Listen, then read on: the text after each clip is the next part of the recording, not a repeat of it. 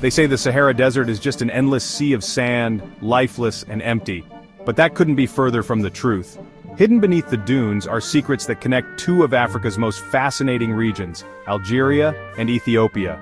Ancient trade routes, lost civilizations, and unexpected cultural ties, all buried under centuries of history. What if the Sahara isn't just a barrier, but a bridge between these two worlds? The Sahara Desert stretches across North Africa, a vast and seemingly inhospitable landscape. It separates West Africa from the Mediterranean, cutting off cultures, trade, and migration. Or does it? Despite its harsh conditions, the Sahara has been an ancient highway of human movement, a place where ideas, goods, and even entire civilizations once thrived. Algeria and Ethiopia, two countries thousands of kilometers apart, share a past that defies the idea of the Sahara as an impassable wasteland. But how did these connections form, and what evidence still exists today? The Sahara's extreme environment has erased much of its history. Shifting sands bury ancient cities and modern borders hide the deep cultural exchanges of the past.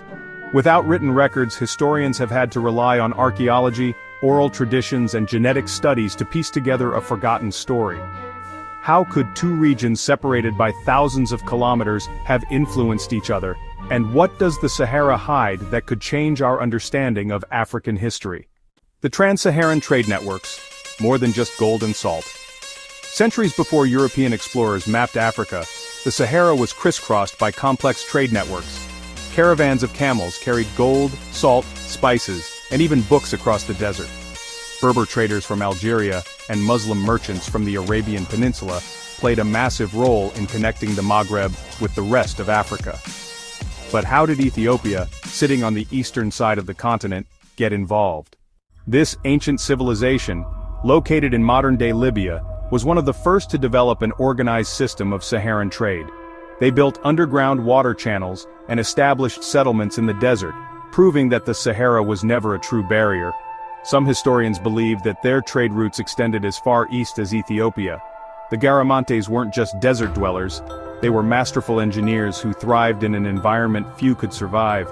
Recent excavations suggest their trading influence may have stretched even farther than previously thought, linking them with ancient Nile civilizations and possibly Ethiopian merchants.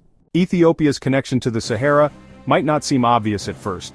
However, the Red Sea allowed Ethiopian merchants to engage in trade with Arabian, Egyptian, and North African civilizations.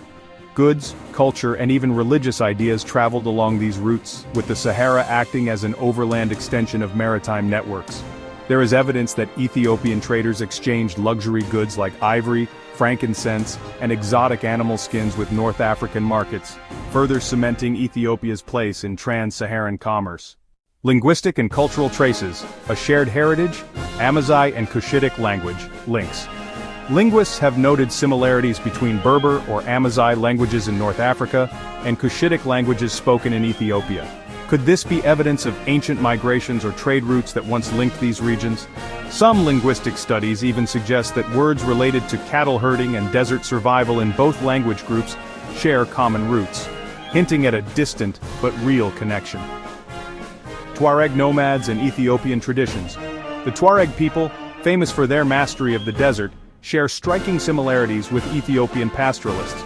Both groups have ancient oral storytelling traditions, unique clothing styles, and even similar tattooing and scarification practices. Could this point to a deeper historical connection? Religious and mythological parallels. Christianity and Islam in the Sahara Ethiopia was one of the first Christian nations, while North Africa saw the rapid spread of Islam. But did these religions interact more than we think? Some Ethiopian Christian traditions bear similarities to ancient Berber practices, hinting at an exchange of ideas through desert trade. For instance, certain Christian rituals in Ethiopia resemble pre-Islamic Berber religious traditions, possibly influenced by early trans-Saharan interactions. Myths of the lost tribes. Some theories suggest that Jewish populations, including the Beta Israel community in Ethiopia, may have historical ties to North African Jewish communities. Could the Sahara have been part of this migration story?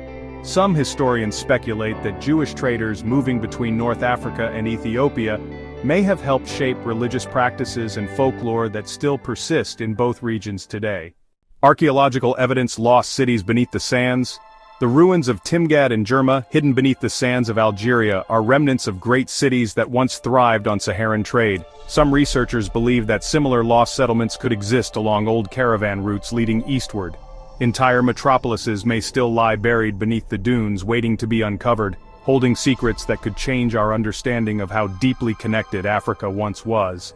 The rock art of Tassili N'Ajjer. Deep in Algeria's desert lies prehistoric rock art depicting animals, humans, and mysterious symbols. Some of these images bear resemblance to rock art found in Ethiopia, suggesting a deep, ancient link. These paintings may offer a glimpse into a time when the Sahara was not a barren wasteland but a thriving corridor of human movement, where distant cultures exchanged ideas and beliefs. New archaeological discoveries in the Sahara are constantly rewriting history. Recently, researchers have uncovered evidence of a green Sahara period when the desert was fertile, allowing for migrations and cultural exchange. This could explain why connections between Algeria and Ethiopia exist. They may have formed when the Sahara was a vast grassland, not a desert. If true, this means that the Sahara wasn't always a divider. It was once a thriving region of human civilization, connecting cultures in ways we're only just beginning to understand. The Sahara Desert hides more than it reveals. Far from being an empty wasteland, it has long served as a bridge between cultures, ideas, and civilizations. The links between Algeria and Ethiopia, though often overlooked, hint at a much deeper history of African interconnectedness. As new discoveries emerge, we may soon have to rewrite the story of the Sahara and Africa itself. If you think history is full of surprises, stick around for more.